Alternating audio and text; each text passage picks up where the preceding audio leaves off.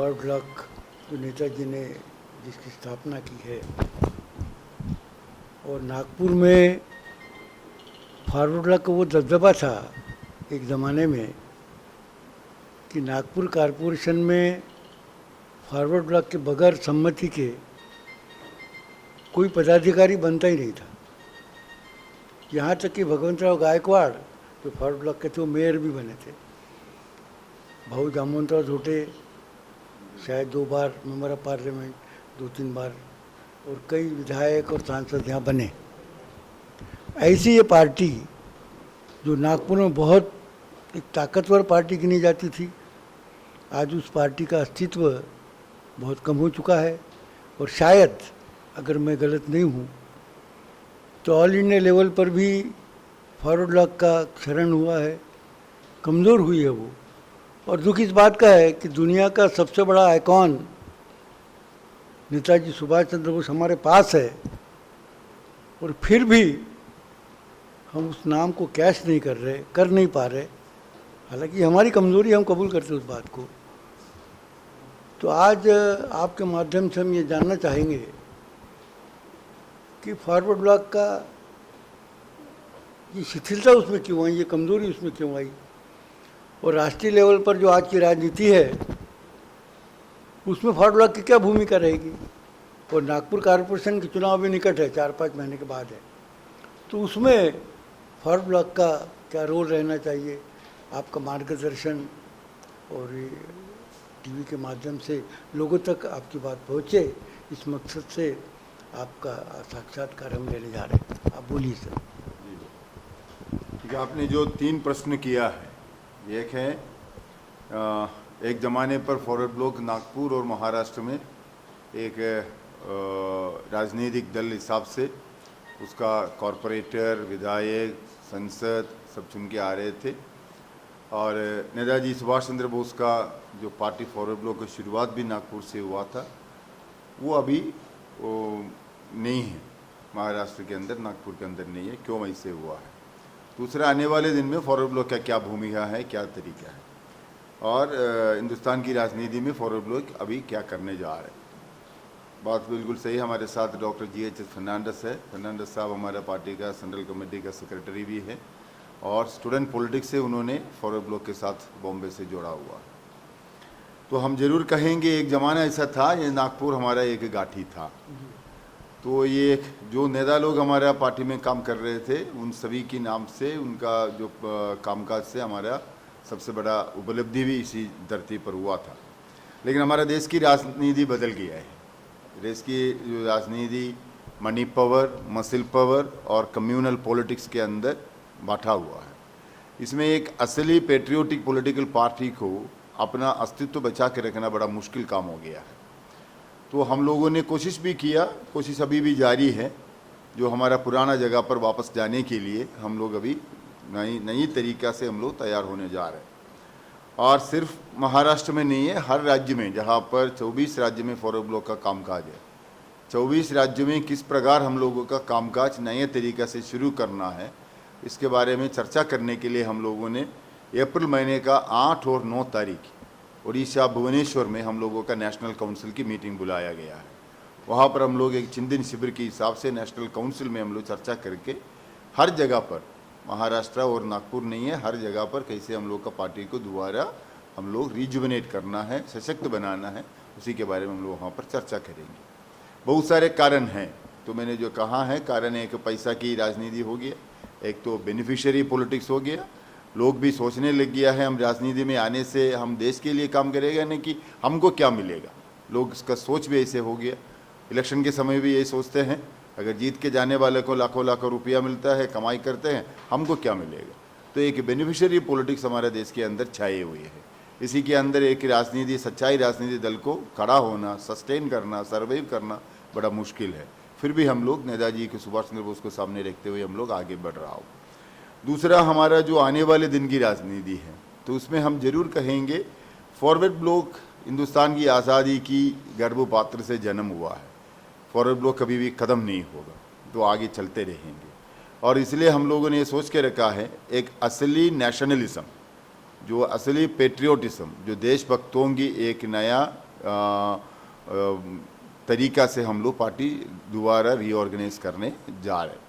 तो इसलिए सुभाष चंद्र बोस का जो पॉलिटिक्स है, सुभाष चंद्र बोस का समाजवाद का जो आदर्श है, उसको हम ठीक तरीक़ा से प्रचार करने जा रहा हूँ।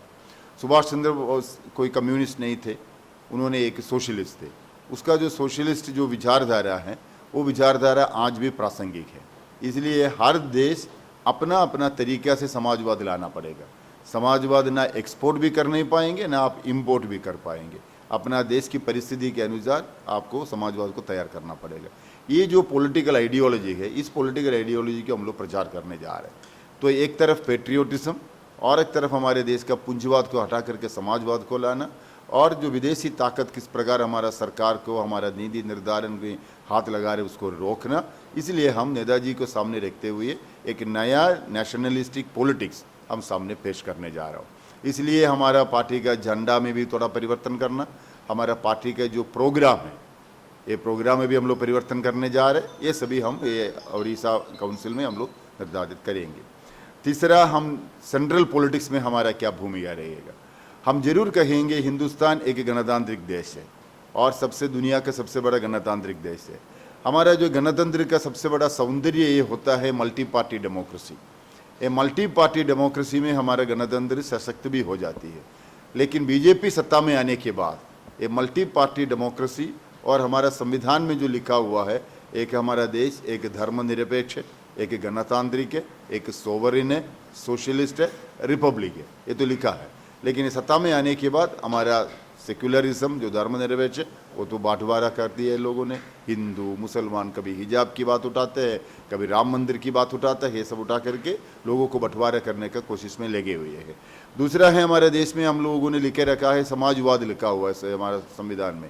समाजवाद का मतलब है हमारा देश की संपत्ति सरकार के कब्जा में है, रहना चाहिए। लेकिन अभी तो बांटना शुरू कर दिया। लाखों करोड़ की एयर इंडिया को 18,000 करोड़ में आपने टाटा को भेज दिया, BPCL भेज रहे, स्टील अथॉरिटी ऑफ इंडिया भेज रहे, पोर्ट भेज रहे, एयरपोर्ट भेज रहे, सब भेजना लग गया है। तो हमारा आर्म्स एंड अम्यूनिशन बनाने वाला, हथियार बनाने वाला कारखाना भी अभी प्राइवेट का हाथ में देने जा रहा है। तो मतलब समाजवाद का कोई मतलब ही नहीं है। तो और हमारा देश का जो स्वयं प्रभुता है ये भी खतरे में आ गया है। तो इसी प्रकार संविधान के अंदर क्या क्या लिखे रखा है वो सभी इन लोगों ने तोड़ने लग गया है। एक तरफ जातवाद धर्म के नाम पर, और एक बार समाजवाद को हटा करके पूंजीवाद लाना, और अंबानी अदानी ये सभी जो लोग है, जो बिलियनियर बोलता है, अरबपति बोलता है, उनको फ़ायदा पहुंचाने का काम भी हो जा रहा है। तो इसलिए हम लोगों ने ये जो एक धर्मनिरपेक्ष, गणतांत्रिक, एक प्रगतिशील और एक वामबंदी एक पॉलिटिकल प्लेटफॉर्म हिंदुस्तान में ज़रूरत है। वो प्लेटफॉर्म तैयार करने के लिए फॉरवर्ड ब्लॉक क्या भूमिका अपनाना पड़ेगा, वो भूमिका हम लोग जरूर अपनाएंगे। और ये जो काम हम लोग करेंगे, हमारा नौजवान लोग, विद्यार्थी, मेहनत कश आवाम और किसान, महिला, आदिवासी लोग, सबको मिलकर के हम करने जा रहे हैं। इसलिए ये 28-29 मार्च को 2 दिवसीय एक हड़ताल की प्रचार में हम लोग लगे हुए हैं।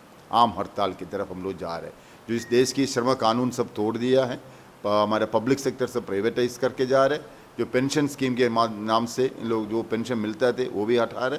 तो ये सब मिलकर के हम लोगों ने मार्च 28-29 को 10 सेंट्रल ट्रेड यूनियन और इंडिपेंडेंट फेडरेशन के माध्यम से 48 आवर्स का 48 घंटे का आम हड़ताल की तरफ जा रहे हैं। उसमें फॉरवर्ड ब्लॉक का TUCC और हमारा जो कृषि श्रमिक यूनियन है, हमारा जो किसान सभा है, वो भी शामिल है।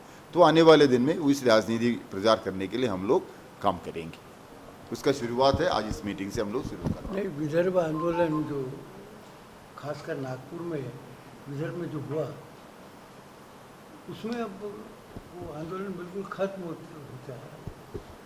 उसमें क्या भूमिका रहेगी? न, विदर्भ की आंदोलन कभी भी खत्म नहीं होगा।